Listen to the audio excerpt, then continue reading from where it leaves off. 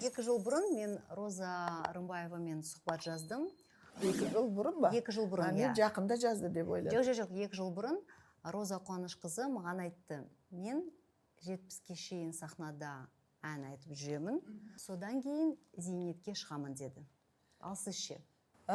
Мен қазір жұмыс істеп жүргенде бізде өте тамаша директорымыз бар. Мен Астана қаласының Еркеғали Рахмадиев үлкен композитор, сол кісінің атындағы Астана қаласының филармониясының әншісімін. Кейде бізге жас әншілер келеді, соны біз тыңдаймыз, жаңағы комиссия мүшелері. Сонда мен директорге бір-екі рет айттым. Егер осы жақсы дауысы бар адамдардың ішінен, әнші жас балалардың ішінен сізге әнші ұнаса, бірақ алайын десем орын жоқ дейді. Сол кезде маған айтсаң, мен кете берем.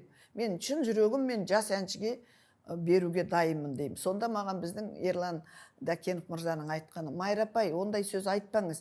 Бір үлкен кісілер келсе, бір комиссия келсе, бір жиналыс болса, Майра апай қайда, Майра Ильясова қайда деп іздеп жүреді.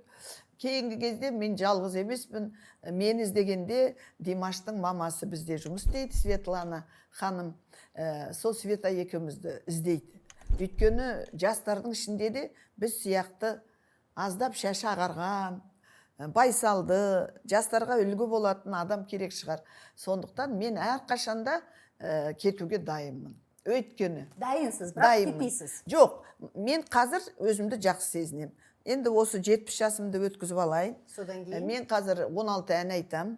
Алғашқы 5 әнді бізде үлкен қазақ оркестрі бар. 70-тей музыканттары мен үлкен оркестр. Дирижері Қазақстанның халық артисі Айтқали Жайымов ағамыз, ол кісі 81-де.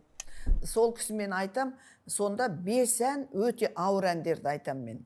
Өзі даусымның, әр әнші өзінің даусының диапазонына қарай айтады. Сонда байқаймын, дауыс шығып тұр, ешқандай мен шаршамайым.